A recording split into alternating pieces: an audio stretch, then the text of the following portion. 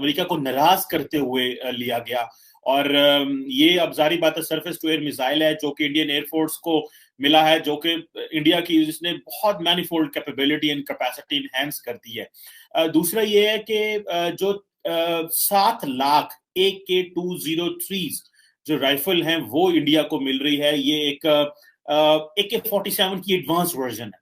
आज की वीडियो में पाकिस्तानी मीडिया इंटरेस्टिंग टॉपिक पर डिस्कशन कर रहा है और इस वाले से अगर आपको आज की वीडियो अच्छी लगे तो वीडियो को लाइक करते जाइएगा और आगे ऐसी वीडियोस देखना चाहते हैं तो हमारे चैनल को जरूर सब्सक्राइब कीजिएगा। चलिए वीडियो को स्टार्ट करते हैं।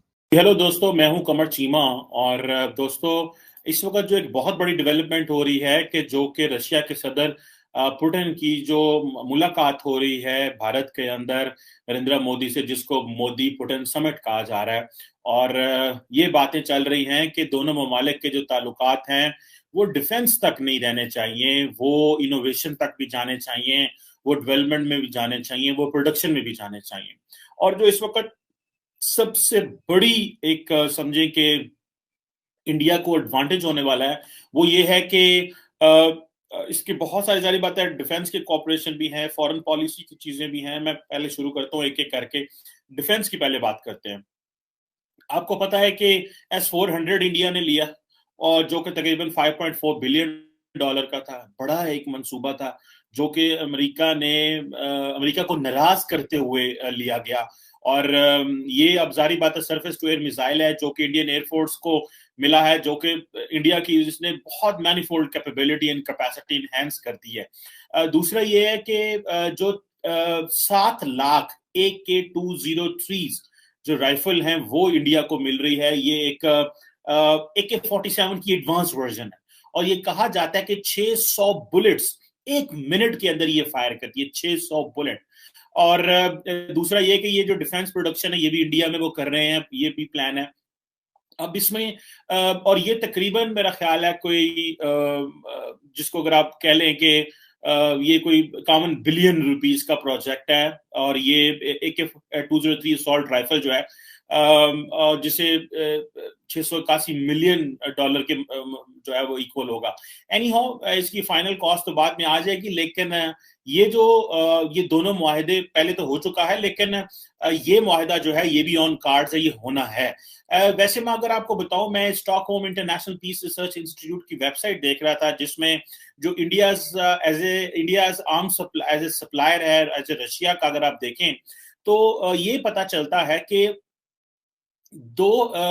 सबसे ज्यादा अगर रशिया ने इंडिया को वेपन्स दिए हैं तो वो 2011 से लेके 20 तक जो है वो वेपन दिया गया। तकरीबन $20 अरब के वेपन तकरीबन जो है वो आए हैं रशिया से। जबकि 2001 से लेके 2010 तक, यानी कि पिछली डेकेड जो है, उसमें $15 अरब के वेपन आए हैं। जबकि 1991 से लेके 2000 तक आ जाए तो वो $7-8 अरब का वेपन इंडिया ने रशिया से लिया है।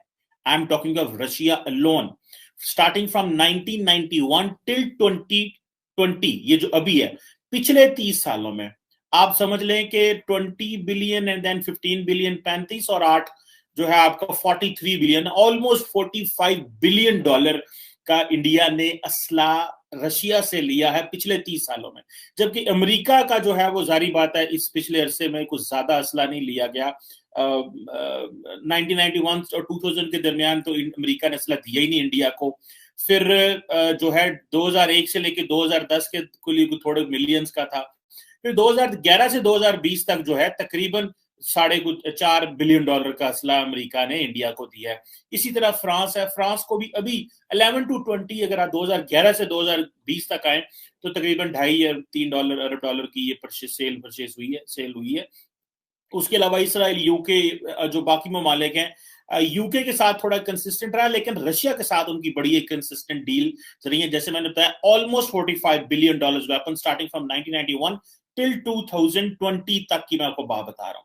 अब देखें कि ये क्या कर रहे हैं, जो कि एक बड़ा, जिसको मैं बड़ी डेवलपमेंट समझता हूं, जिस डेवलपमेंट को समझना चाहिए।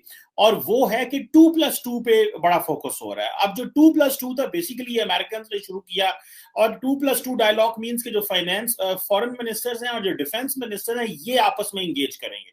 अच्छा, जब 2+2 डायलॉग होगा तो उसमें, और अभी इट इज एक्सपेक्टेड ये होना है, तो ये एक बड़ी बारगेन है, एक चिप होगी, जारी बात है दोनों ममालिक की एक दूसरे के ऊपर। और इंडियंस नहीं चाहते कि रशिया जो है that should be completely in Chinese fold. Russians Indians चाहते हैं, हालांकि रशियंस परेशान थे the way India was tilting towards quad, लेकिन रिसेंटली कुछ जो स्टेटमेंट्स आई हैं वो रशियन फॉरेन मिनिस्ट्री से, वो ये कि हम समझते हैं कि जो इंडिया है वो अपनी स्ट्रेटेजिक ऑटोनॉमी को लूज नहीं करेगा, और वो एज ए एक ऐसी सैटेलाइट स्टेट नहीं बनेगा जिस तरह अमेरिका उसको चाहता है। इस तरह के उन्होंने स्टेटमेंट दी थी। सो इट सीम के या तो ट्रम्प पुतिन के आने की वजह से वो इस तरह की स्टेटमेंट्स दे रहे थे, या वो समझ रहे हैं कि वाकई जो क्वाड के अंदर, क्वाड्रिलेटरल सिक्योरिटी डायलॉग के अंदर जो मिलिट्री कंपोनेंट ऐड नहीं हुआ, उसकी वजह से भी इंडिया को अप्रिशिएट में भी किया जा रहा है, क्योंकि अमेरिकन को they had to go for AUKUS Australia US UK का जो अलायंस बना, और उसमें मिलिट्री कंपोनेंट भी है।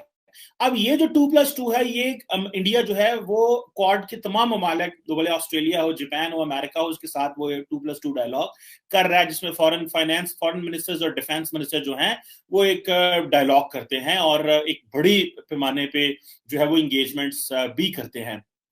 अब रशिया के साथ अगर ये 2+2 करते हैं तो इसको जाहिर बात है रशिया का एक एडवांटेज ये होगा कि वो जो फॉरेन पॉलिसी इश्यूज के ऊपर, डिफेंस के ऊपर जो मामलात हैं, उसमें एक इनहेंस्ड कोऑपरेशन हो जाएगा। अब फिर वो ये नहीं रहेगा कि जी डिफेंस वाले अलहदा सोच रहे हैं, फॉरेन पॉलिसी अलहदा सोच रहे हैं। ये बेसिकली सिंक्रोनाइजेशन चाहते हैं। ये जो इंट्रोपरेबिलिटी की बात होती है कि जिस तरह आर्म फोर्सेस के अंदर किस तरह एक दूसरे को के अंदर कनेक्शन डेवलप किया जाए, किस तरह एक दूसरे के साथ मिलके काम किया जाए, ये इसी तरह डिफेंस एंड फॉरेन पॉलिसी को मिला के काम करने की एक चीज है, जिसको इंडिया ऑलरेडी बाकी ममालिक के साथ भी कर रहा है, लेकिन इंडिया जो है वो रशिया के साथ भी इस चीज को इंट्रोड्यूस करा रहा है कि हाँ भाई हम ये चीज करेंगे। अब इसमें आके जो अगर आप समझें कि रशियंस के लिए तो ये बड़ी खुशी की बात होगी, क्योंकि वो समझते हैं कि रशिया के साथ एक special and privilege strategic partnership है, और ये जो 2+2 फॉर्मेट है, इसमें जो आउटस्टैंडिंग एक दूसरे के दरमियान को मामलात थे वो उसको एड्रेस कर लेंगे। और इंडिया की जो स्ट्रेटेजिक ऑटोनॉमी है इसको रशियंस भी इंजॉय करेंगे, बिकॉज जैसे मैंने बताया कि पिछले 10 सालों में $20 अरब का इंडिया ने असला खरीदा है, तो ये इंडिया को अपॉर्चुनिटी मिलती रहती है, क्योंकि अमेरिका के अंदर वो जो ब्यूरोक्रेटिक एक एनवायरनमेंट है, जिसमें आप समझते हैं कि कांग्रेस कुछ कह रही होती है, स्टेट डिपार्टमेंट कुछ है, डिफेंस कुछ है, तो वो क्योंकि वहां वो separation of power, executive, legislature और जुडिशरी का जो रहता है, तो उसमें जो लेजिस्लेचर एंड एग्जीक्यूटिव है, दे ट्राई टू ओवरलैप एक दूसरे की पावर के ऊपर वो करते रहते हैं, और वहां पे कांग्रेस अपनी चीजें मनवाती रहती है।